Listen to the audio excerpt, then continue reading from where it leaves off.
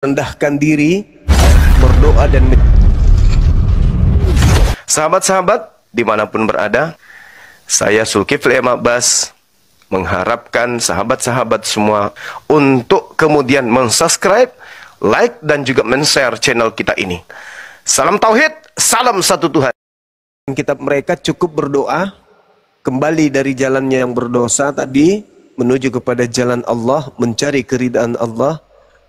Allah yang maha mendengar itu mendengarkan dari langit, dan Allah yang mendengarkan dari langit ini mengampuni dosa-dosa mereka. Ini yang ada di dalam kitabnya orang Yahudi, itu sama dalam kaidah Islam. Nah kalau di Kristen ini ya memang kayak gitu, di Kristen harus menerima Yesus, percaya Yesus, Yesus menebus dosa. Namun nanti ada yang lucu tuh, ketika kemudian dikatakan orang hari ini, orang Kristen ketika berdosa ternyata bertobat juga. Jadi kembali kepada pola Islam. Nah, ada hal yang menarik yang saya katakan tadi akan saya urai. Di dalam kitabnya orang Yahudi di data Yeremia 31. Di situ dikatakan begini. Sesungguhnya akan datang waktunya, demikianlah firman Tuhan, aku akan mengadakan perjanjian baru dengan kaum Israel dan kaum Yehuda. Di sini ada dua kaum, Israel dan Yehuda. Lagi-lagi mohon maaf, Kristen, Pak Pendeta nggak masuk dalam kelompok ini. Bukan seperti perjanjian yang telah kuadakan dengan nenek moyang mereka, nenek moyangnya Israel dan nenek moyangnya Yehuda. Mereka yang pada waktu itu memegang tangan mereka untuk membawa mereka keluar dari tanah Mesir.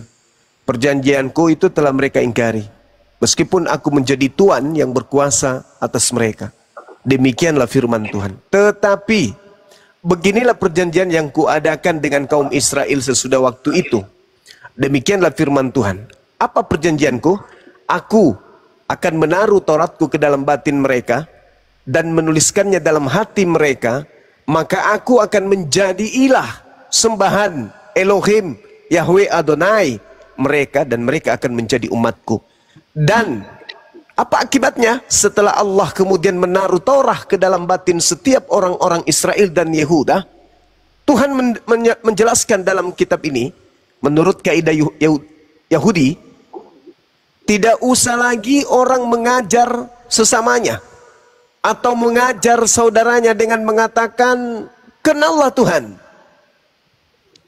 Kenallah Tuhan, sebab mereka semua besar kecil akan mengenal aku.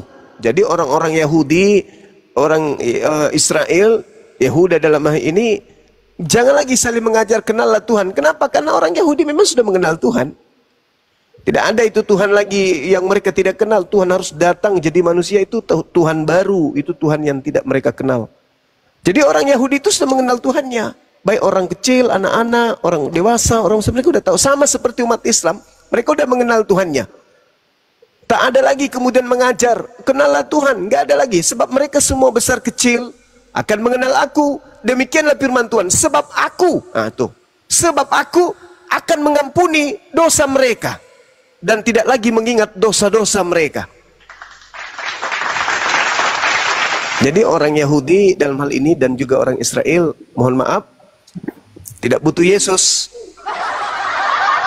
Tidak butuh kematian Yesus di atas tiang salib, karena cukup dengan menjalankan hukum Taurat, di mana Tuhan telah menyimpan hukum Taurat itu di dalam batin mereka, menuliskan hukum Taurat itu dalam hati mereka, maka mereka telah mengenal Tuhan pencipta langit dan bumi, sama seperti umat Islam mengenal Tuhannya. Dan ini kalau dipercaya oleh Kristen juga sebagai firman Tuhan, harus diakui. Dan tidak usah lagi orang mengajar sesamanya atau mengajar saudaranya dengan mengatakan kenallah Tuhan, sebab mereka semua besar kecil akan mengenal aku. Demikianlah firman Tuhan, sebab aku akan mengampuni kesalahan mereka dan tidak lagi mengingat dosa mereka. Artinya tak ada dosa lagi bagi Bani Israel yang menekankan kemudian hukum Taurat. Wajar saja kemudian Yesus mengatakan apa? Di dalam Matius 5 nomor 19 kata Yesus, barang siapa yang tidak meniadakan hukum Taurat meskipun yang paling terkecil, dan mengajarkan kepada orang lain dan melakukan segala perintah-perintah yang ada di dalamnya, maka mereka akan menempati tempat tertinggi dalam kerajaan surga. Subhanallah. Ya, sayangnya kalau Kristen masih butuh seperti ajaran Dewa Molok. Alhamdulillah, kalau dalam agama Yahudi terkait dengan dosa, solusinya sama seperti umat Islam, menjalankan hukum Tuhan, kemudian Tuhan tidak perlu lagi dicari mana Tuhan itu, karena kecil besar orang Islam dan juga orang Yudaism, ya, Bani Israel atau Bani Yakub itu sudah mengenal Tuhannya. Jadi tidak perlu lagi umat Islam itu ditipu-tipu. Ini ada Tuhan kemudian manjat pohon, ada Tuhan kemudian berenang di sungai, ada Tuhan jalan di atas air, ada Tuhan naik kuda dan seterusnya. Itu umat Islam dan Yahudi menganggap itu lelucon yang kayak gitu-gitu. Ya, jadi kesimpulan saya, di Islam kami tidak mengenal seperti yang dipaparkan pendeta tadi. Di Islam dan Yahudi solusinya dosa itu adalah bertaubat. Demikian sementara saya dengarkan, saya menyimak Pak Pendeta, silakan. Iya, betul. Kalau dalam tradisi Yudaism itu pengampunan dosa itu lewat korban sembelihan anak domba misalnya. Jadi setiap perbuatan dosa yang dilakukan oleh umat Israel pada saat itu setiap tahun mereka mengorbankan anak domba atau lembu. Jadi ketika dosa telah dilakukan itu ada pendamaian antara umat Israel dengan Tuhan lewat para imam di Bait Allah. Jadi itu dilakukan setiap tahun, berulang-ulang kali dilakukan. Tetapi dalam iman Kristen, pengorbanan Yesus Kristus di kayu salib itu hanya sekali dilakukan, tidak dilakukan berulang-ulang. Sehingga kami beriman bahwa dengan kematian Yesus Kristus ke atas kayu salib, bahwa pendamaian itu sudah ada. Dosa manusia dari sejak semula serta dunia dan segala isinya itu telah diselesaikan oleh Tuhan Yesus dengan kematian di atas kayu salib. Jadi untuk perbuatan-perbuatan dosa yang dilakukan oleh orang Kristen itu dilakukan lewat pengampunan dosa di dalam Tuhan Yesus. Jadi memang berbeda, tetapi sebenarnya itu adalah sebuah gambaran dari perjanjian lama. Perjanjian lama bagaimana manusia ketika sudah berbuat dosa meminta ampun lewat anak lembu. Tetapi dalam perjanjian baru, kematian Yesus Kristus merupakan akhir dari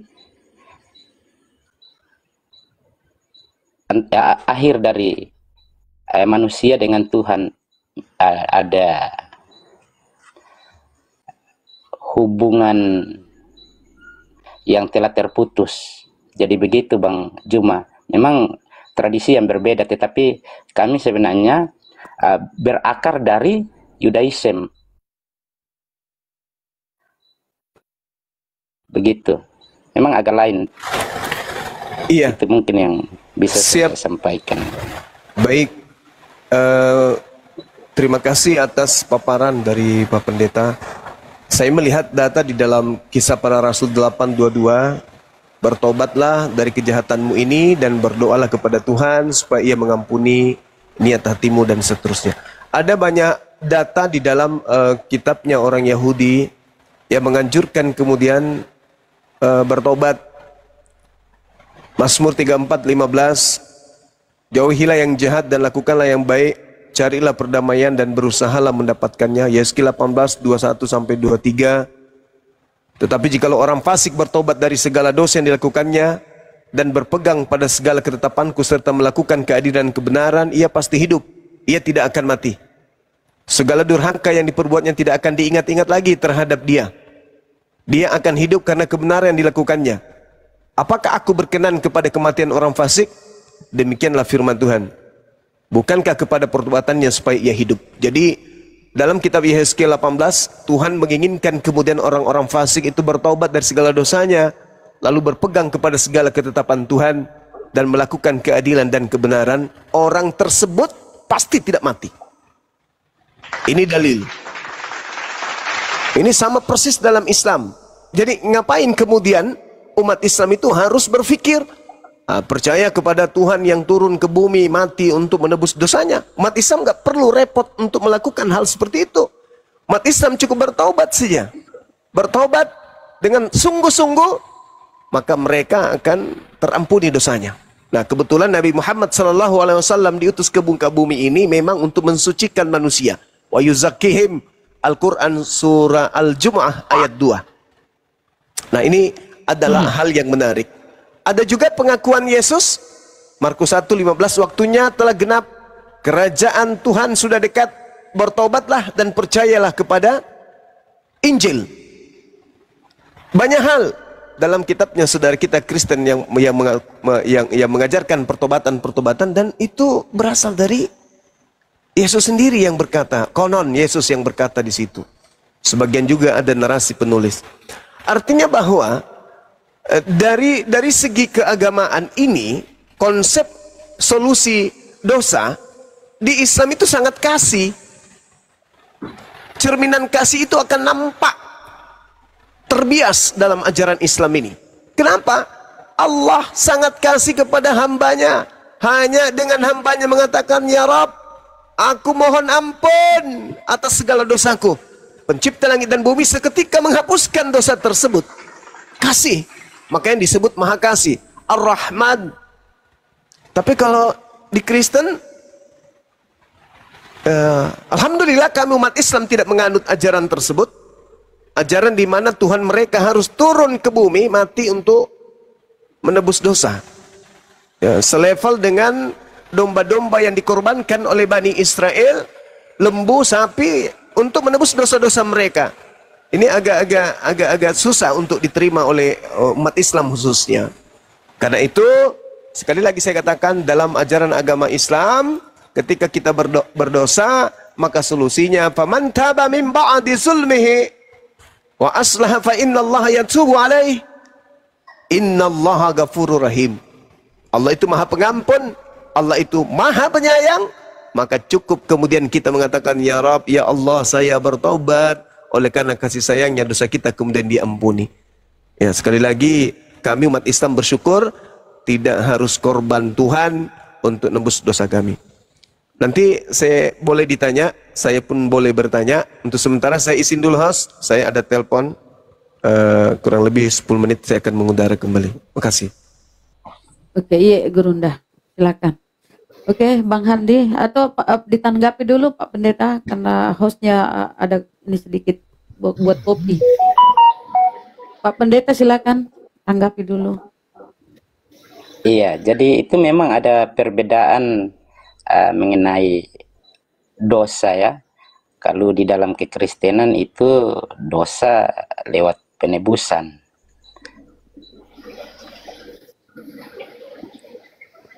Silakan, itu aja. Mungkin Iya. Ustadz, Bang Handi.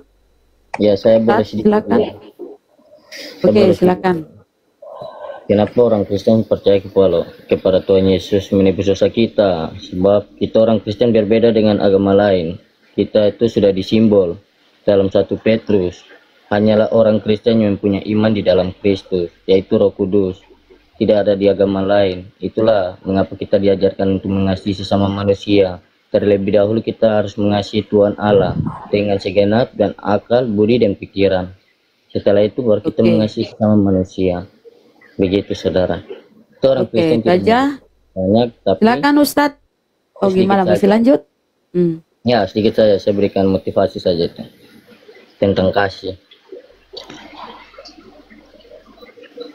Oke, Ustadz, Gurunda lagi teleponan. Assalamualaikum Silakan, warahmatullahi wabarakatuh. Iya, tadinya Waalaikumsalam warahmatullahi wabarakatuh. oke host. Mestinya teman-teman Kristen itu lagi dikasih kesempatan untuk menyampaikan ajarannya itu biar kita juga mendengarkan. Tapi menarik sepertinya merasa cukup ya.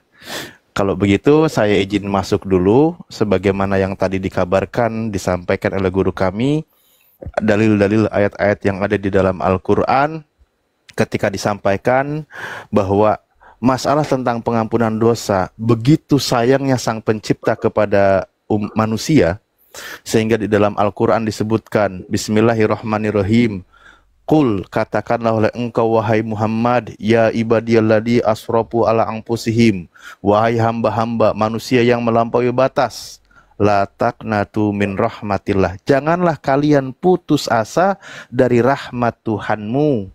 Kenapa demikian? Diteruskan, innallaha yaghfirud dunuba jami'a, karena sesungguhnya Tuhanmu akan mengampuni dosa-dosa kalian semua. Dengan cara apa? Tentu dengan cara kita mohon ampun sebagaimana diperintahkan. Tubu ilallah taubatan nasuha. Kalian bertobat mohon ampun kepada Sang Pencipta dengan sungguh-sungguh. Nah, itu Tuhan akan mengampuni. Nah, hal seperti ini, ajaran-ajaran seperti ini, kalau saya coba baca ketika kita dalam masuk ranah diskusi dengan teman-teman Kristen, kita lihat ajaran para nabi. Kalau kita buka dalil-dalil, ternyata para nabi utusan Tuhan, kita melihat ajarannya, perintahnya itu memang mengajarkan juga bertobat. Pertama kali Yesus melakukan pengajaran, mengabarkan Injil Tuhan. Apa itu? Kerajaan Tuhan sudah dekat, bertobatlah. Markus 1, 14, 15. Yesus sendiri mengajarkan perintah bertobat agar selamat. Nggak mungkin Yesus memerintahkan bertobat hanya sekedar formalitas doang, tuh nggak mungkin. Kan punya tujuan. Tobat itu apa sih? Ya tentu kita mohon ampun dari perbuatan dosa kita. Kan seperti itu. Melakukan perintah-perintah Tuhan, jalankan perintahnya. Di Yeskiel juga dikatakan seorang anak tidak akan menanggung seorang ayah. Begitu juga sebaliknya, setiap dosa anak orang itu menanggung dosa masing-masing. Apabila ia bertobat mohon ampun kepada Tuhan, melakukan ketetapan Tuhan, maka orang itu selamat, sudah berpindah dari alam maut ke alam hidup. Orang itu dosanya sudah dilupakan oleh Tuhan. Itu Tuhan yang hebat tuh kayak gitu ketika mengabarkan tentang keselamatan. Kan seperti itu. Ajaran Yesus tadi katakan ketika ada orang ingin masuk surga, ingin selamat, orang bertanya, guru yang baik. Ditanyalah Yesus, bagaimana caranya agar aku bisa masuk ke dalam kerajaan surga? Apa Yesus jawab? Jangan kau katakan aku baik, karena hanya satu yang baik, yaitu Allah saja. Atau di ayat lain dikatakan, jangan kau katakan aku baik, karena hanya satu yang baik, yaitu Bapakmu yang di surga. Loh, di situ Yesus menyadari, mengakui bahwa tidak mau disetarakan dengan Sang Pencipta. Nah, tapi kalau kamu ingin masuk ke dalam surga, kata Yesus, lakukanlah segala perintah Tuhan itu. Lakukanlah segala yang sudah tertulis, yang sudah diajarkan oleh para nabi, dan yang sudah digenapi oleh Yesus. Itu lakukan. Bukan kita promosikan. Tenang, Yesus mengajarkan mau masuk surga, tunggu nanti gue disalib, lo beres urusan. Kan gak ada ajaran Yesus kayak gitu.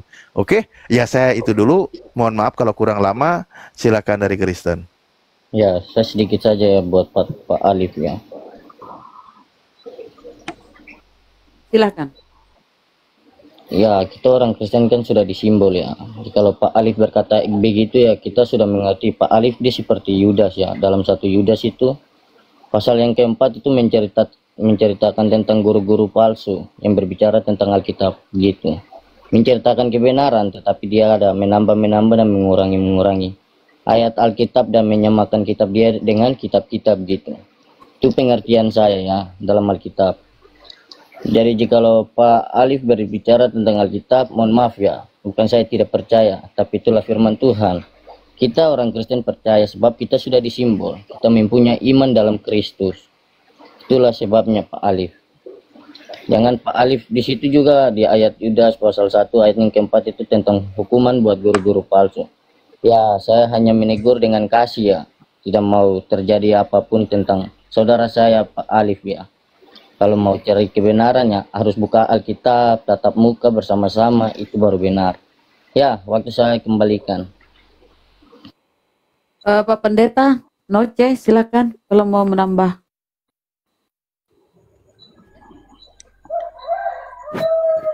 Pak Pendeta. Pak Pendeta. Oke, baiklah Oke. kalau gitu. Pak Silakan, Pendeta mungkin waktunya Jauh. minta diwakili saja oleh saya ya. Pak Lambe, Anda silakan saja menghakimi saya, itu hak Anda ketika dalam ranah diskusi. Namun satu hal yang perlu Anda pahami, ketika Anda menolak apa yang saya sampaikan, berarti Anda sedang menolak ajaran yang diajarkan oleh nabi-nabi di dalam kitab Anda. Itu konsekuensinya. Karena saya mengatakan, saya menyampaikan apa yang tertulis. Anda boleh salahkan saya, silakan, itu hak Anda. Tapi ternyata Anda sedang membantah isi kitab Anda. Satu contoh saja saya katakan. Apakah di sini Anda setuju ketika Yesus berkata bahwa ada ajaran ketika dia datang menggenapi hukum Taurat Musa dan kitab para nabi, lalu dia ajarkan, kamu telah mendengar firman, jangan berzina. Tetapi aku katakan kepadamu, jika engkau mengingini seorang wanita dan engkau melihat seorang wanita dan mengingini dalam hatinya, maka engkau sudah berzina dalam hatimu. Nah, sudah dihukumi berzina. Lalu Yesus perintahkan, maka jika matamu yang kanan menyesatkan engkau, maka cungkilah itu, lebih baik itu kau satu mata daripada dengan utuh tubuhmu dicampakkan ke dalam neraka. Itu ajaran Yesus, tegas. Ajaran Yesus itu ada tegas lugas. Bukan tentang masalah ketika berdosa, dosanya ditebus. Pertanyaan saya, ajaran yang diajarkan oleh Yesus itu, apakah Anda lakukan? Iya, saya lakukan. Saya mencari kerajaan Allah, itu perintah dari Tuhan Yesus. Anda pernah mengingini seorang wanita?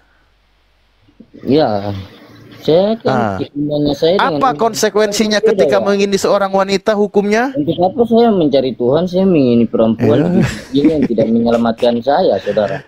Padahal itu jelas loh. Itu agar selamat, kata Yesus, jikalau matamu menyesatkan engkau, Yesus perintahkan maka cungkilah itu. Daripada kau dengan utuh tubuhmu dicampakkan ke dalam neraka. Intinya di sini yang diajarkan oleh Yesus bukan tentang penebusan dosa, percaya Yesus, malah Yesus yang ditumbak di atas kayu salib buat menebus orang-orang yang berdosa yang mengingini wanita. Bukan itu.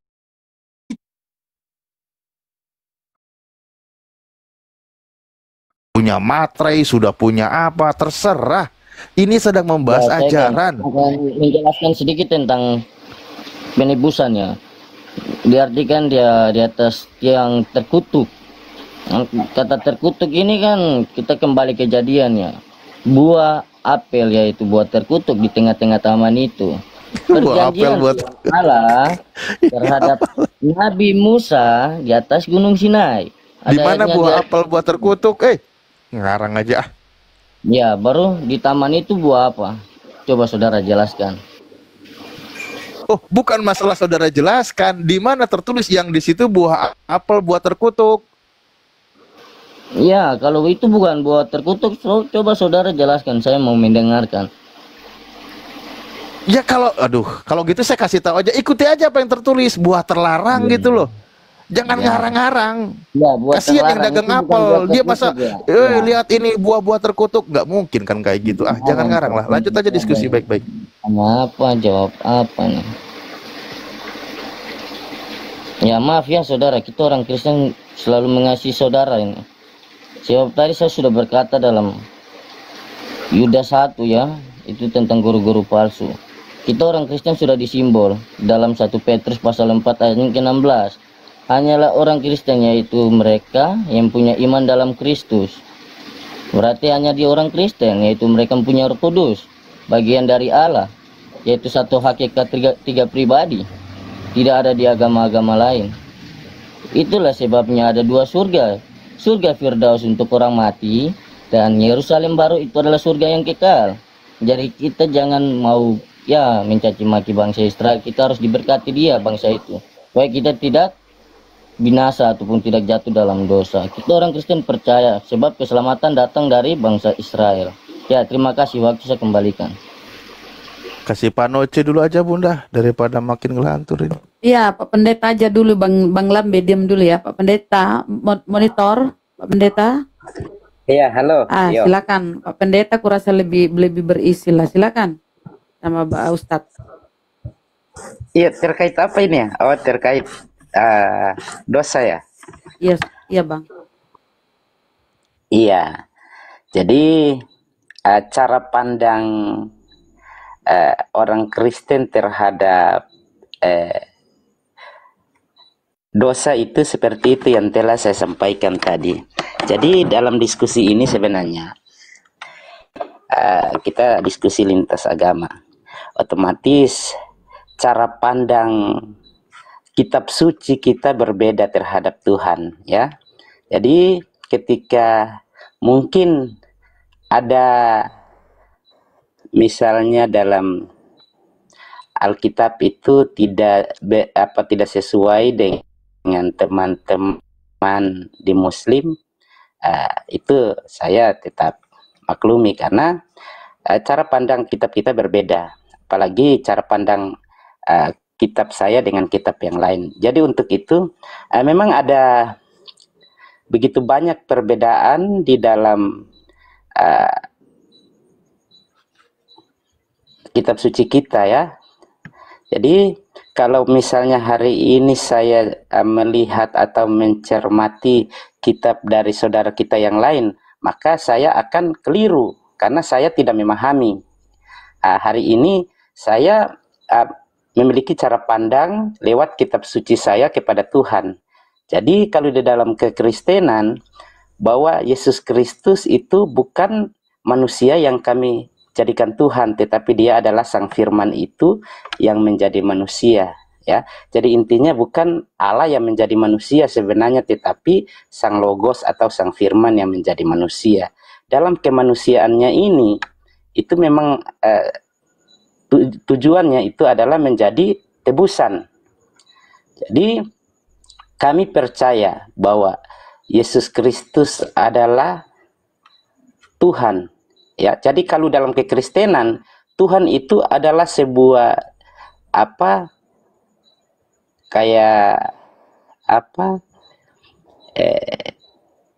jabatan begitu, ya. Jadi berbeda dengan Allah. Jadi kalau Tuhan itu penguasa, artinya penguasa tertinggi yang diberikan kepada Yesus. Tetapi di dalam kekristenan kami percaya penuh bahwa Yesus Kristus itu adalah seorang penebus. Jadi itu yang agak berbeda memang kalau ada cara pandang dari teman-teman dari agama lain. Ya, saya sedikit saja Bapak Pendeta. Galuh, diam dulu. Biar Pak Pendeta dulu sama Ustadz Alif, ya. Jadi Yesus itu adalah seorang penebus dosa, Ustadz Alif, bukan setuhan penebus dosa. Lanjutan. Oke, baik, terima kasih Kang. Ya, pertama saya tekankan lagi, saya izin sampaikan juga, ini kembali ke poin yang awal tadi ya, nanti kalau guru kami sudah monitor juga boleh kembali. Banyak ayat Al-Quran yang bunyi ayatnya mirip, salah satunya akan saya kutip adalah di dalam surah Al-Fatir, ada juga di dalam surah An-Najm, bahwa di situ dikatakan Bismillahirrahmanirrahim, wala taziru waziratu wizra ukhra, yang artinya orang yang berdosa tidak akan memikul dosa orang lain. Atau dijelaskannya lagi bahwa setiap orang itu bertanggung jawab dengan dosanya masing-masing. Ini yang sudah diajarkan oleh Nabi kami, bahkan salah satu ajaran yang sama yang diajarkan ketika Al-Quran menyebutkan inna hadza lafis suhufil ula suhufi Ibrahim wa Musa, sudah ada di ajaran para nabi-nabi yang lain, itu tentang masalah hukum dosa itu semua akan ditanggung masing-masing. Nah sekarang saya coba melihat yang katanya kitabnya para nabi terdahulu sebelum Yesus turun, yang ajaran para nabi yang masih ada di dalam kitabnya orang Kristen. Contoh Ulangan, di dalam Ulangan 24 nomor 16, janganlah ayah dihukum mati karena anaknya, jangan pula anak dihukum mati karena ayahnya, setiap orang harus dihukum mati karena dosanya sendiri. Loh, ketika tadi ajaran Nabi kami bahwa semua sudah diajarkan oleh para nabi terdahulu, Nabi Ibrahim, Nabi Musa, saya kutip kitab Ulangan, ada kok memang masing-masing. Semua mengajarkan masing-masing. Yesaya 18:20 tadi saya sudah sebutkan, orang yang berbuat dosa itulah yang harus mati. Anak tidak akan turut menanggung kesalahan ayahnya dan ayah tidak akan turut menanggung kesalahan anaknya. Orang benar akan menerima berkat kebenarannya dan kepastikan orang fasik akan tertanggung atasnya. Bahkan dikatakan apabila orang berdosa itu, orang salah itu bertobat mohon ampun kepada Tuhan, melakukan ketetapan Tuhan, maka dosa-dosanya akan dilupakan oleh Tuhan. Itu dijelaskan. Nah, lalu bagaimana ketika melihat ajaran Yesus ketika dia katakan di dalam Markus 10 juga tertulis apa isyarat pesan di situ dikatakan ketika Yesus melihat hal itu ia marah dan berkata kepada mereka, biarkan anak-anak itu datang kepadaku, jangan menghalang-halangi mereka, sebab orang-orang yang seperti itulah yang mempunyai kerajaan surga, kerajaan Tuhan. Berarti orang anak-anak kecil itu pewaris surga. Nggak ada ajaran dosa waris. Yang diajarkan oleh para nabi itu tentang bagaimana orang berdosa mohon ampun kepada Tuhan. Sebagaimana tadi yang tertulis. Bahkan Yesus kalimat di situ di Markus 10 mengisyaratkan tidak mengajarkan tentang dosa waris. Ini siapa yang mengajarkan dosa waris? Kenapa tidak diajarkan aja harta waris biar tidak ada sengketa di antara keluarga, biar menjadi solusi ketika perdebatan rebutan harta, orang tua meninggal. Kalau di Islam justru yang diatur tentang waris, alhamdulillah. Tentang bagaimana bagian-bagian ketika orang tua meninggal. Bagian harta waris, biar ada keadilan. Lah ini Yesus sendiri tidak mengajarkan dosa waris. Kenapa malah kalian minta diajarkan dosa waris? Ada bagian warisan dosa. Kenapa tidak membagi harta waris saja yang diatur? Begitu. Ya oke, silakan. Ya, terima kasih Pak. Betul sekali perkataan Bapak. Yang sedikit lagi. Lu disuruh siapa ngomong lu? Saya mau menjelaskan sedikit. Udah diem lu. Agak menghargai pendeta lu. Nggak ada yang nyuruh, nggak ada yang nyuruh ngomong. Nggak ada yang nyuruh ngomong. Pak Pendeta, silakan Pak Pendeta. Hati-hati. Jangan sampai moderator gua nge-kick lu ya. Hati-hati ya, cuma bilang kiamat sudah dekat, kerajaan sorga sudah dekat. Ya bertobat. Telah perintah Yesus, bukan terima dosa waris. Kerajaan Tuhan sudah dekat, bertobatlah. Itu yang aku tadi kutip. Hati-hati makanya. Ya terus gimana itu si Juma itu mengaku dia 79 gram berat badannya, tingginya 170 km itu. Macam mana itu? Kalau kalian kalimat Bang Juma seperti itu dipertanyakan, akal sehat Anda terusik, mestinya kalian pertanyakan kenapa Tuhan harus mati di atas kayu salib. Lebih tidak masuk akal. Bener nggak? Iya. Kalau perkataan Bang Juma kalian tersentuh akal sehatnya, itu mengindikasikan di diri kalian itu ada kewarasan, tapi sayang sekali tidak digunakan ketika berkaitan dengan keimanan yang dipaksa menelan doktrin buta. Yesus diimani sebagai Tuhan, tapi harus mati di atas kayu salib, nebus dosa kalian. Anak orang lagi. Fitnahan iblis lagi. Ya toh? Oke. Aku dan Bapak adalah satu. Kalau kau menutup kebenaran, itulah dosamu. Sebab buku kehidupan ada setiap masing-masing iman, saudara. Ini kalau orang nggak ada yang nyuruh ngomong kok ngomong. Padahal nggak ada yang nyuruh ngomong. Tuhan dibenci, saudara. Saya kasih tahu betul-betul ini. Pak Pendeta, silakan Pak Pendeta. Iya. Jadi kami di kekristenan itu mengenal namanya penebusan. Jadi dosa yang dari sejak semula dilakukan oleh nenek moyang kita Adam dan Hawa yang tadi saya sudah sentil itu sudah ditebus, karena tidak ada satupun manusia yang dapat menyelamatkan diri dari dosa, tidak ada satupun. Untuk itu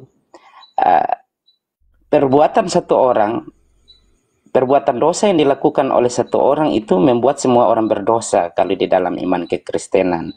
Tetapi oleh perbuatan satu orang juga itu dosa itu dihapuskan lewat Yesus Kristus di atas kayu salib. Jadi oleh Adam dan Hawa semua orang berdosa. Oleh Yesus Kristus semua orang diselamatkan sebenarnya. Jadi untuk konteks kematian Yesus Kristus di atas kayu salib, kalau kita percaya dan beriman kepada Yesus Kristus atau kematiannya di atas kayu salib sebagai korban penebus dosa, maka kita diselamatkan di dalam iman kekristenan seperti itu. Jadi sebenarnya manusia hanya bisa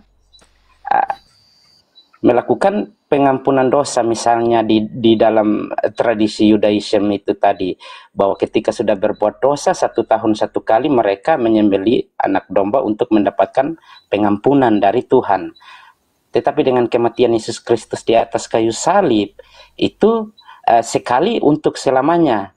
Jadi ketika individu kita berbuat dosa, ya kita tinggal meminta ampun dan berdoa kepada Tuhan Yesus untuk bertobat atau meninggalkan perbuatan-perbuatan seperti itu. Karena tidak pakai data, saya izin boleh bertanya Pak Pendeta. Oke, siap. Tadi Bapak katakan sudah ditebus dosanya oleh Yesus. Berarti orang Kristen itu sudah tidak ada dosa lagi. Penebusan dosa waris, Bang. Penebusan dosa waris. Iya. Oh. Jadi penebusan dosa yang belum pernah diperbuat oleh manusia. Iya, artinya dosa yang dilakukan oleh Adam dan Hawa itu belum terselesaikan. Terselesaikan itu di saat kematian Tuhan Yesus di atas kayu salib itu yang menjadi Jadi dasar. Yang saya tangkap gini, ini izin ya kita tektokan ya, tapi tetap ranahnya tertib. Siap. Karena tadi kan pakai sebuah pemahaman doktrin, bukan pakai dalil. Gini, berarti kan gini, pemahaman Pak Pendeta itu ketika manusia lahir ke bumi, maka dia mendapatkan saldo dosa. Itulah yang ditebus oleh Yesus. Semua, tanpa terkecuali. Iya, dalam konsep iman Anda, orang baru lahir tapi sudah dapat saldo dosa. Itu yang ditebus.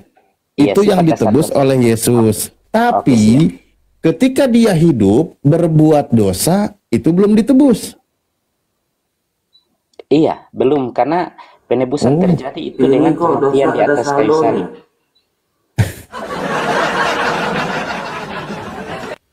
Baguslah, buka rekening juga ada saldonya, Kang. Ada cashbacknya berarti ya? Nah itu Bang Alif yang ngomong. Enggak, saya pinjam istilah biar mudah dipahami. Cuma siap. Iya, makanya dapat warisan kalau rekening itu kan baru buka, baru lahir kan berarti ada saldo kan gitu. Saya coba pinjam istilah. Nah, tapi anehnya ternyata itulah yang ditebus oleh Yesus. Ketika Anda lahir, berjalan, menata kehidupan sampai dewasa, itu perbuatan-perbuatan itu belum ditebus ternyata. Iya toh? Benar nggak? Betul, karena apa solusinya ketika orang itu berbuat dosa? Bagaimana, Bang? Apa solusinya ketika Pak Noce ini, Pak Pendeta ini berbuat dosa? Iya. Jadi, kan penebusan sudah ada di dalam diri Yesus Kristus.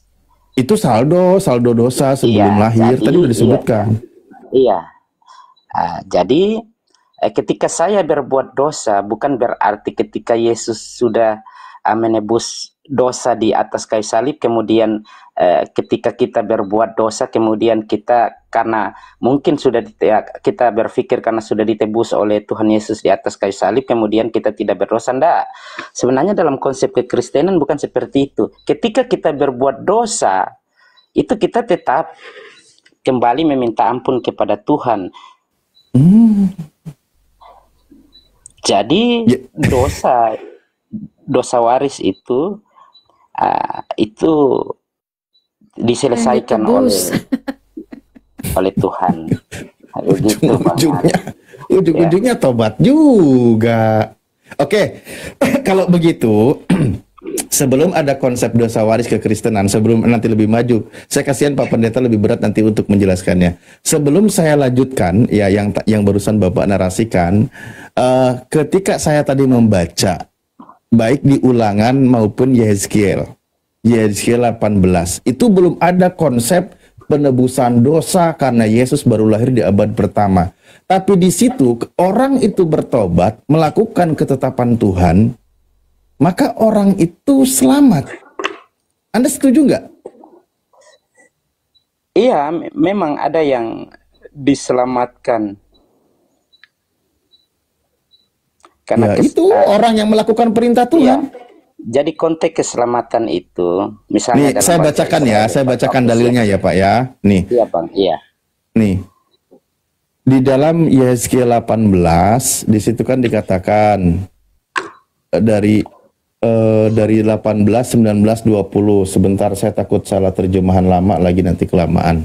Di situ bahwa dikatakan seorang anak kan tidak akan menanggung dosa ayahnya, bahwa orang yang berbuat dosa itu yang harus mati. Anak tidak akan turut menanggung kesalahan ayahnya, dan ayah tidak akan turut menanggung kesalahan anaknya. Orang benar akan menerima berkat akan kebenarannya, dan kepastikan orang fasik akan tertanggung atasnya. Tetapi jikalau orang fasik bertobat dari segala dosa yang dilakukannya dan berpegang kepada segala ketetapanku serta melakukan keadilan, dan seterusnya kan dikatakan apa?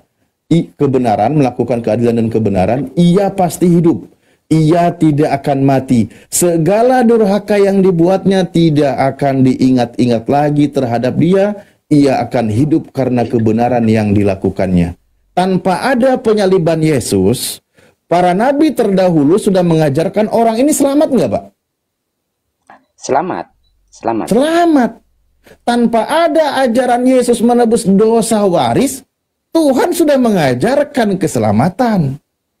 Nah, sekarang setelah ada ajaran tebusan dosa waris, orang berdosa suruh juga bertobat. Ini jadi fungsinya apa Yesus di atas kayu salib? Apa jadi fungsinya?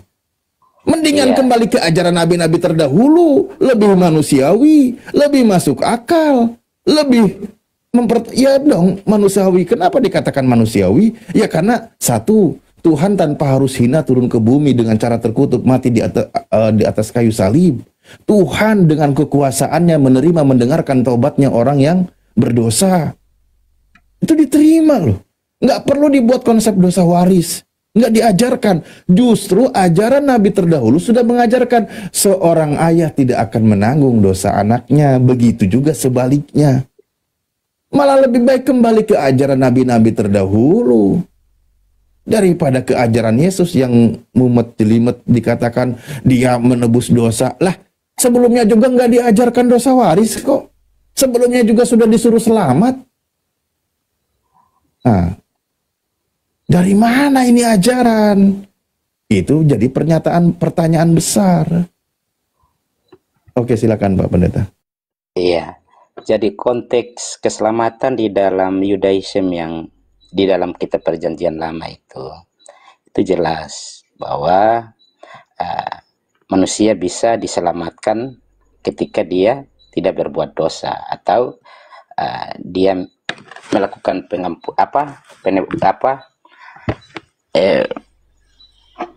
korban penyembelihan dan pengakuan dosa. Jadi memang ada dalam hukum-hukum yang telah Tuhan tetapkan untuk bangsa itu, untuk bangsa Israel ketika mereka berbuat dosa. Tetapi dosa waris ini tidak terselesaikan. Jadi yang diselesaikan oleh Yesus Kristus di atas kayu salib adalah hubungan yang telah retak antara manusia dengan Tuhan pada saat di Taman Eden itu tetap belum terselesaikan. Dan manusia tetap cenderung berbuat dosa. Manusia tetap cenderung berbuat dosa. Dan pada akhirnya dosa itu, dosa waris itu dari sejak semula itu diselesaikan oleh Tuhan Yesus. Artinya kematian Yesus Kristus ini membuka hubungan yang lama telah rusak antara manusia dengan Tuhan dari sejak semula. Memang betul ada umat-umat Tuhan yang pada saat itu yang memang dipilih oleh Tuhan untuk pengampunan dosa, tetapi dosa waris tidak pernah terselesaikan. Begitu Bang. Jadi di atas kayu salib lah itu menjadi akhir dari dosa waris itu Bang. Oke. Kalau saya membaca Pak Pendeta, bukan dosa waris tidak terselesaikan. Karena tidak ada konsep dosa waris yang mesti diselesaikan. Kalau kita buka ajaran para nabinya begitu. Ketika dengan saklek Tuhan sudah katakan seorang ayah tidak menanggung dosa anaknya. Udah selesai itu dalilnya. Begitu juga sebaliknya. Nah, bukan tidak terselesaikan itu konsep dosa waris. Karena tidak ada ajaran dosa warisnya. Karena tidak ada. Maka ngapain ngurusin adanya dosa waris? Melibatkan nabi-nabi terdahulu, di mana nabi terdahulu tidak mengajarkan demikian. Justru nabi terdahulu mengajarkan bahwa tidak ada konsep dosa waris dengan firman Tuhan yang dibacakan, yang tertulis bahwa seorang ayah tidak menanggung seorang anak, dosa seorang anak, begitu juga sebaliknya, dan setiap orang menanggung dosa masing-masing, dan cara penyelesaiannya dengan cara bertobat. Sudah diajarkan, sudah tuntas. Dan Yesus sendiri ketika dia mengajarkan, pertama kali dia mengajar, sudah dikatakan memang meneruskan ajaran para nabi terdahulu, melakukan perintah Tuhan, ketetapan Tuhan, dan mengajarkan bertobat. Itu kan yang diajarkan oleh Yesus. Itu yang diajarkan oleh Yesus, Pak Pendeta. Makanya ini konsep yang dibuat. Hal yang sederhana dibikin rumit. Karena Yesus sendiri mengajarkan kesederhanaan dalam ajaran. Dia tidak memperumit, mau masuk surga, lakukan perintah Tuhan, lakukan aja, udah lakukan. Kan gitu. Bukan mengikuti sebuah drama penangkapan, adanya pengkhianat, mati di atas kayu salib dijadikan ajang penebusan dosa. Kan bukan ke situ ajaran Yesus itu. Kalau kita coba bahas jujur-jujuran, ini mohon Pak Pendeta ya. Tapi kembali kalau itu memang iman Anda, ya itu haknya. Tapi yang saya bahas dan bantah itu adalah ketika apa yang tertulis, Pak Pendeta menarasikan berbeda. Maka saya kembali ke penekanan kalimat yang ada di kitab Anda. Gitu maksud saya. Iya Bang, terkait kitab perjanjian baru itu memang tiap konteks itu akan menjelaskan dari konteks itu sendiri. Jadi kalau kita mengambil konteks yang lain dan kemudian kita hubungkan dengan konteks yang lain, maka tidak akan ketemu Bang. Jadi memang terlihat kontradiksi dalam pengamatan dari teman-teman dari Muslim misalnya. Jadi kalau dalam kekristenan kami memahami konteks. Jadi misalnya ada Yesus mengatakan bahwa dia apa yang telah diterima dari Bapaknya telah disampaikan, itu memang konteks yang berbeda. Tetapi ada konteks yang lain juga di mana Yesus sendiri mengatakan bahwa dia keluar dari Sang Bapa. Iya, dia keluar dari Sang Bapa, dan ketika dia menyampaikan kepada salah satu muridnya bahwa dia adalah Bapa itu sendiri, itu konteks lain juga yang menjelaskan tentang hal itu. Jadi kalau cara pandang dari Pak Alif seperti itu, ya saya juga enggak itu, karena memang kita berbeda cara memahami konteks, begitu Bang. Gurunda sudah kembali. Berat ini kalau pakai data diskusinya Pak Pendeta itu pakai ajarannya. Jadi gini loh Pak Pendeta ya, kalau saya simak dari apa yang Anda paparkan dan apa yang saya paparkan berdasarkan dalil, itu mohon maaf nih, jadi kesannya sia-sia. Iman Yesus di salib itu sia-sia. Kenapa? Coba saya tanya Pak Pendeta, berdasarkan ajaran Tuhan tadi, ya kan, ketika orang itu bertobat, orang itu masuk surga enggak? Yang tadi melakukan perintah Tuhan, masuk surga enggak? Iya, atas kehendak Bapa ya bisa masuk surga, bukan berarti tidak bisa masuk surga, Bang. Ya, iya, berarti ajaran Sang Pencipta sudah mengajarkan bagaimana caranya masuk surga, betul nggak? Betul kan? Iya, jadi iya, Bang. Iya. Nah itu makanya ketika konsep ajaran penebusan dosa yang diimani oleh Kristen, Yesus mati di atas kayu salib, itu nggak berlaku di tengah bangsa Yahudi, itu nggak berlaku. Karena mereka sudah paham, mau masuk dosa ngapain harus ngorbanin manusia. Cukup perintah bertobat, lakukan perintah Tuhan, masuk surga.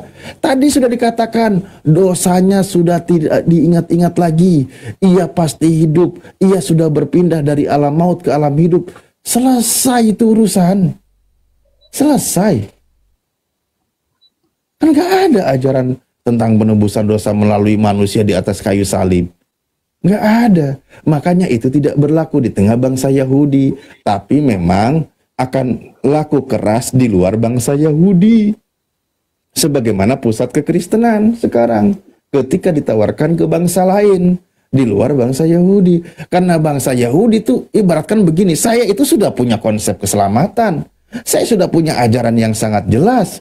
Nggak perlu dengan menumbalkan manusia. Tuhan saya itu sudah mengajarkan, mohon ampun, diampuni dosa. Lakukan perintah Tuhan, mohon ampun ketika berdosa, masuk surga. Ngapain harus ngorbanin anak orang?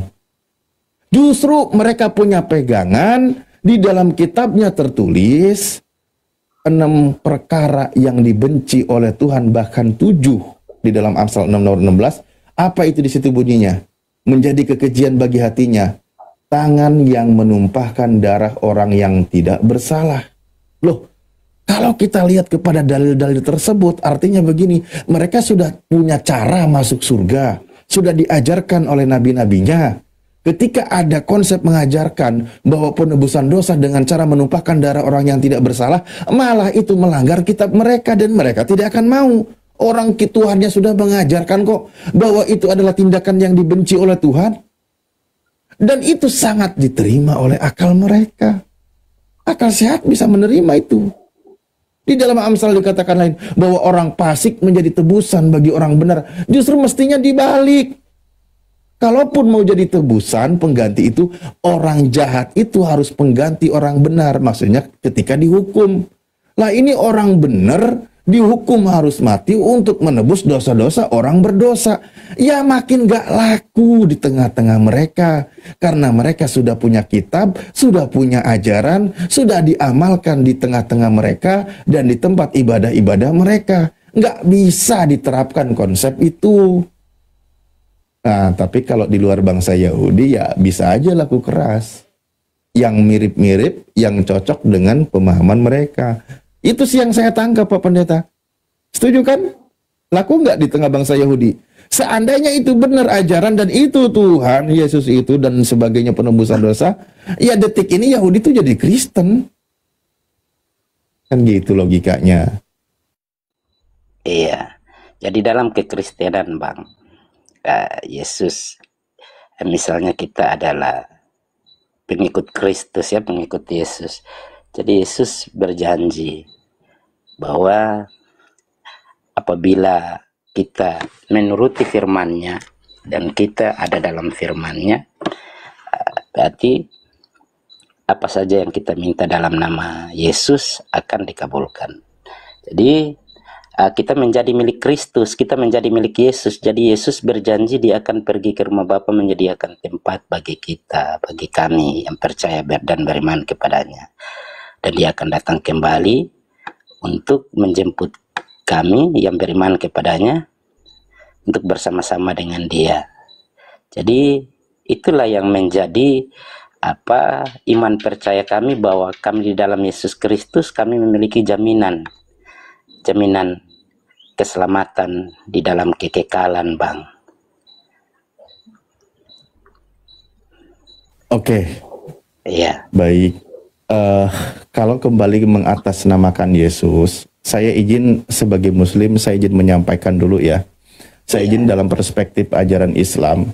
Iya. Pertama, Rasulullah pernah mengingatkan dalam sebuah hadisnya, dengan hadis terjemahnya tuh begini, tidaklah Allah mengutus seorang nabi kecuali nabi itu mengingatkan juga kepada umatnya akan bahaya Dajjal. Itu pertama. Nah, Dajjal ternyata di dalam ajaran Islam itu juga mendapat gelar Al-Masih.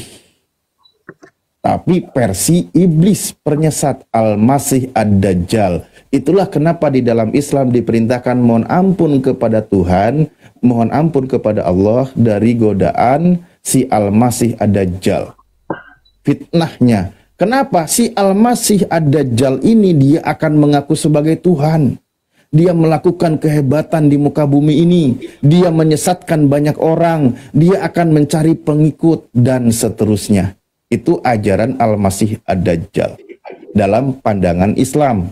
Oke, ketika saya buka Bible, Yesus pernah berkata, waspadalah terhadap Mesias palsu. Mesias itu bahasa Ibrani, Yunaninya Kristus, Arabnya Al-Masih. Di dalam Yohanes 24 nomor 24 25-nya dikatakan, sebab Mesias palsu itu akan mengadakan tanda-tanda yang dahsyat dan mukjizat-mukjizat, sekiranya mungkin ia juga akan menyesatkan orang-orang pilihan juga. Nah, orang akan banyak berseru menggunakan nama Al-Masih itu. Dan orang itu akan banyak dibantu karena dia memang mengikuti ajaran Al-Masih tersebut. Kita bisa lihat dari ajarannya itu. Bisa bedakan dari ajarannya. Apakah itu ajarannya sumbernya dari Tuhan atau dari Al-Masih Ad-Dajjal. Kita lihat kalau itu berlawanan dengan aturan Tuhan, otomatis itu pengikut Al-Masih Ad-Dajjal atau Kristus palsu atau si penyesat. Itu memang orang itu ketika menggunakan nama tersebut, orang itu akan mendapatkan apa yang dia mau, akan mendapatkan apa yang dia minta, karena Mesias palsu itu akan melakukan tanda-tanda yang dahsyat. Nah, sementara Al-Masih yang asli itu berkata, dia akan mengusir orang yang menggunakan namanya ketika mengusir setan, bermukjizat, bernubuat pakai nama dia. Karena dia akan menolak. Ciri-cirinya menurut Yesus yang benar itu yang melakukan kehendak Bapa yang di surga. Mana contoh melakukan kehendak Bapa yang di surga? Yaitu tadi aturan ketetapan Tuhan yang sudah diajarkan. Kamu berdosa suruh bertobat. Jangan membunuh orang yang tidak bersalah. Lakukan segala perintah Tuhan, itu akan masuk surga. Tapi kalau mengatasnamakan Yesus untuk keselamatan, sebagaimana kata Yesus tadi, pengikut pengajar palsu atau penyesat, Yesus akan mengusir. Pada hari terakhir banyak orang akan berseru kepadaku Tuhan. Dia bernubuat, bermukjizat, ngusir setan pakai nama Yesus. Pada waktu itulah aku akan berterus terang kepada mereka, enyahlah daripadaku, aku tidak mengenal kalian. Kalian semua pembuat kejahatan. Pak Noce tadi sih bangga manggil nama Yesus, pakai nama Yesus, dibantu, dikabulkan semua dan seterusnya. Tapi ingat Pak Noce, ajaran yang Anda kenalkan tadi tidak seperti kehendak Bapa yang di surga. Nah, pertanyaan saya, siapa yang akan diusir oleh Yesus tadi yang bernubuat, bermukjizat pakai nama Yesus? Kalau saya sebutkan itu orang Kristen, Pak Noce setuju apa sepakat? Enggak, jadi begini ya Bang. Memang banyak sekali orang bernubuat menggunakan nama Yesus. Di sini konteks ini sebenarnya Bang ya. Ini orang sering menggunakan nama Yesus, bernubuat, bermujizat, tapi di kehidupan mereka tidak mencerminkan bahwa mereka adalah milik Yesus atau milik Kristus. Pada akhirnya Yesus berterus terang bahwa dia tidak mengenal mereka, karena ketika mereka melakukan hal mujizat yang di muka bumi ini, kemudian kehidupan mereka tidak mencerminkan dengan teladan yang Kristus telah meninggalkan teladan itu, maka Yesus dengan secara terus terang, ini konteks ini menjelaskan kepada mereka, pada guru-guru palsu, para nabi-nabi palsu, dan mengaku sebagai Mesias palsu. Begitu Bang. Jadi iya, saya paham di situ Pak. Kan siap. Saya yakin ketika bernubuat, bermujizat, ngusir setan, itu levelnya bukan jemaat Pak. Levelnya kan kelas di atas Pak. Benar nggak? Iya betul Bang. Selevel pendeta kan gitu. Maka pertanyaan saya, pelakunya ada nggak di luar dari Kristen? Iya, jadi pada kenyataannya sampai saat ini apa yang telah dinubuatkan oleh Tuhan Yesus itu terbukti. Banyak juga pendeta yang masuk penjara, banyak juga yang pendeta yang menyalahgunakan jabatannya ketika mereka sudah berbuat mujizat dan lain sebagainya, dan pada akhirnya mereka jatuh. Mantap, baik. Kalau Iya, betul, di situ pengajar palsu, nabi palsu, memang levelnya itu dari pengajar, pengajar itu memiliki jemaat, memiliki umat. Ini kalau kepalanya diusir oleh Yesus, kira-kira ekornya ngikut nggak ini, Pak? Anda karena yang begini Bang ya. Karena yang disampaikan adalah firman dari Tuhan. Jadi ketika oknumnya melakukan penyelewengan semacam itu, maka tidak seharusnya, karena kami tetap berpegang pada firman Tuhan, bukan pada mereka, Bang. Jadi ketika mereka berbuat dosa, ya sudah, itu urusannya mereka. Begitu. Itulah yang dimaksudkan dalam konteks itu. Ketika mereka... Iya, Pak. Iya. Ini kan satu poin di sini adalah satu, maka konsep tadi yang kita bahas tentang dosa waris gugur. Karena apa? Karena di sini akan ada jaminan pengusiran dari Yesus. Itu poinnya. Dan tidak main-main. Level jaminan yang akan diusir oleh Yesus itu levelnya pengajar. Pakai nama Yesus Tuhan, bernubuat, bermujizat, ngusir setan pakai nama Yesus.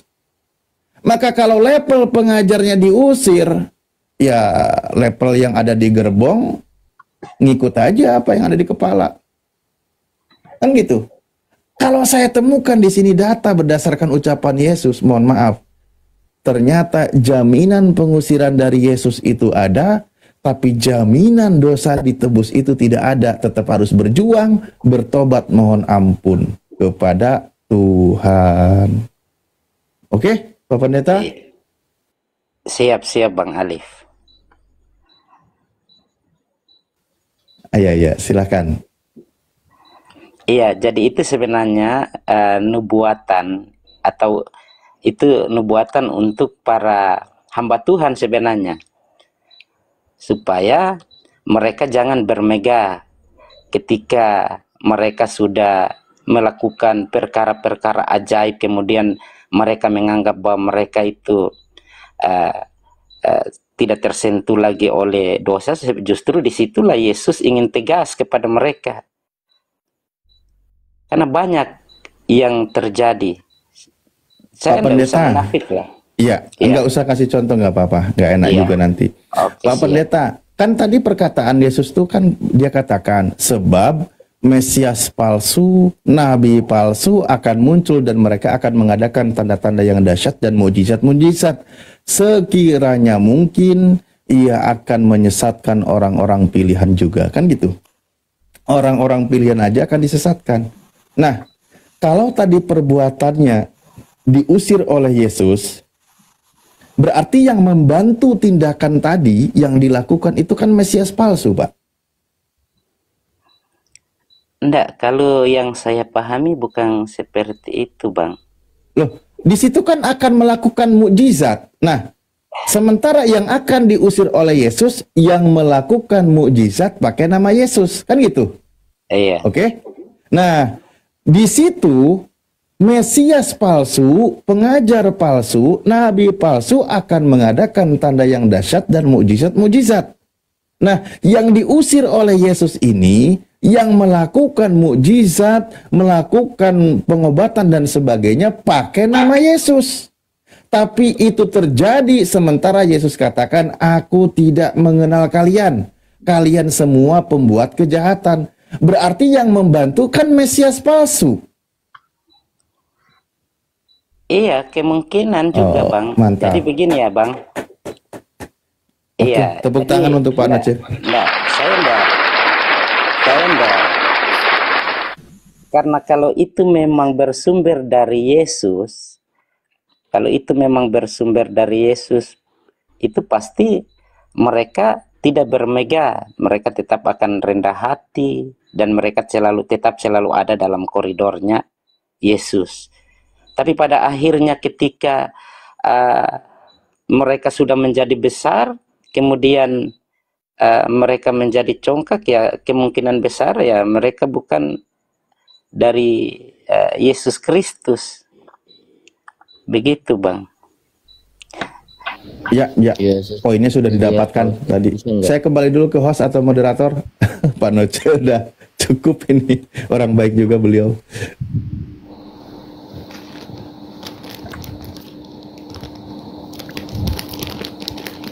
Ya, yang Kristen, yang lain?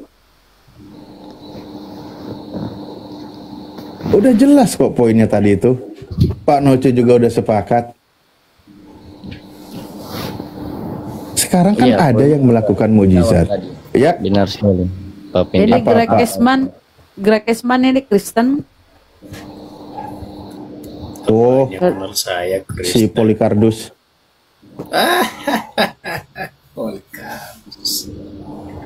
Jelas itu. Saya sudah dapat poin-poin dari Pak Noce. Kalau dari Pak Noce saya sudah dapat poin-poinnya. Dosa waris itu, Yesus disalib itu menebus dosa yang telah lalu, waris Adam. Ketika orang lahir ke dunia membawa dosa, maka itu ditebus. Nah, sementara kalau dia berdosa suruh bertobat. Cuman adalah jadinya saya melihat, oh ajaran nabi-nabi terdahulu nggak perlu ada konsep kayak gini, nggak ribet kan gitu. Sudah selesai poin-poinnya tadi. Ya aku sama Pak Noce, kalau nanti mungkin guru-guru kami ada yang mau nambahkan ya silakan.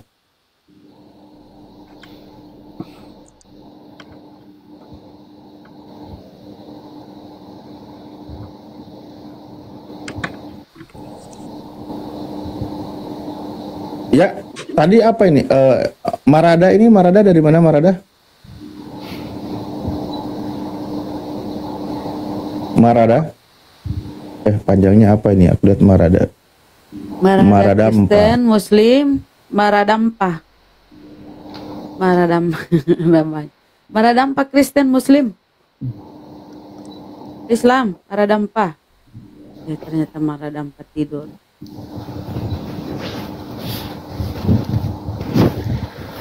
Siapa Saya- guru di sini? Saya itu punya seperti ada komunikasi dengan Pak Noce. Saya merasakan sesuatu Pak Noce sedang menjelaskan yang tidak ada masuk di dalam nuraninya, tapi Halo. untuk berusaha diutarakan demi membela imannya. Makanya aku tidak berani lebih jauh lagi. Siapa Kurunda di sini? Tindak.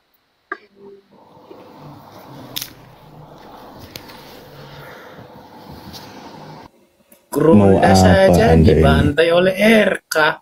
Aduh, panggil-panggil Kurunda. Aduh. Siapa yang akan diusir oleh Yesus?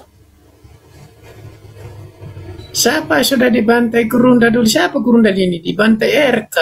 Oke, oke. Aduh. Saya tanya, yang akan Aku dulu dibantai, yang akan diusir oleh Yesus di Nah, jangan Matius kelar kemana-mana dulu. 7:23. Siapa Kurunda di sini?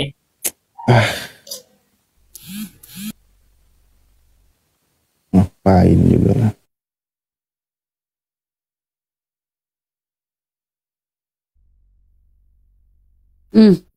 Sudah selesai dengan pendeta Ustadz ya. Sebah lambe.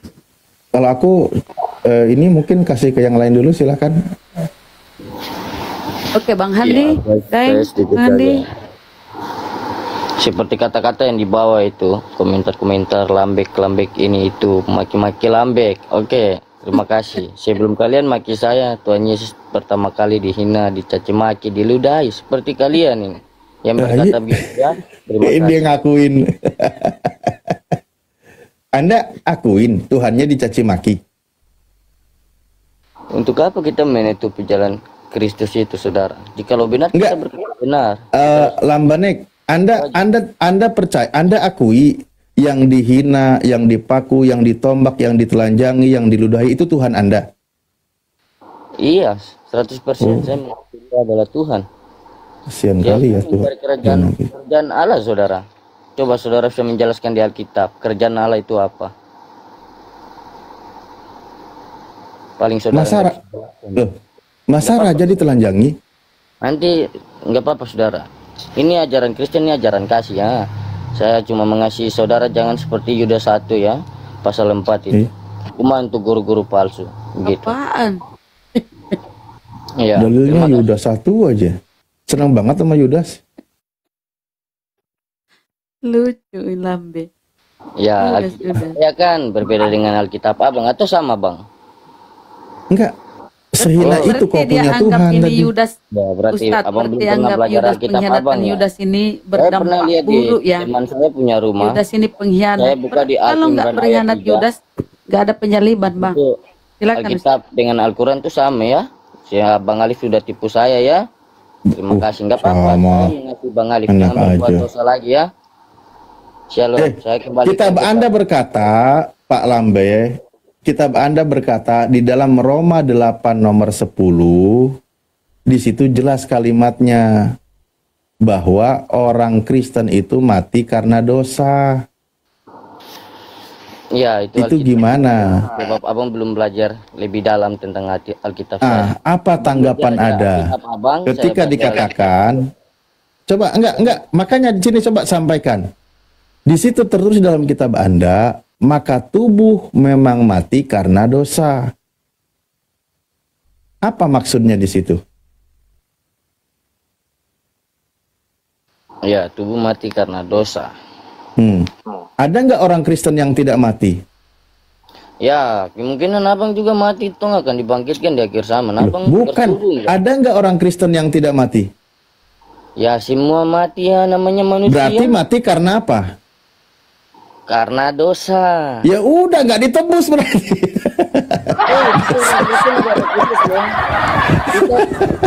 Dosa semua udah Kristennya. Guru udah ada kembali. Apa, berarti kita ditebus loh, saudara.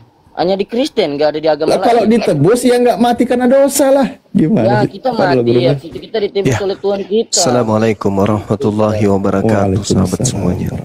Semangat malam teman-teman Kristen. Iya, gimana? Sampai di mana materinya ini? Sampai penebusan Bang Suma. Nggak kelar-kelar, Guru. Udah berputar-putar Penebusan. Penebusan. Apa-apa. Saya percaya, saya punya kasih. Memaafkan kepada Bang Alif ini dalam Yudas pasal 1 ini. Ayatnya yang keempat ini. Seperti guru-guru palsu ini. Nggak apa-apa, itu kitab saya. Jadi apa yang saya terangkan, Anda mau terima dan tidak terima, ya nggak apa-apa, itu dari Anda. Sebab ayat Alkitab menyatakan jika Anda mempunyai telinga untuk mendengar, ya menyimpan. Jikalau tidak mempunyai telinga, ya itu masalah keimanan Anda.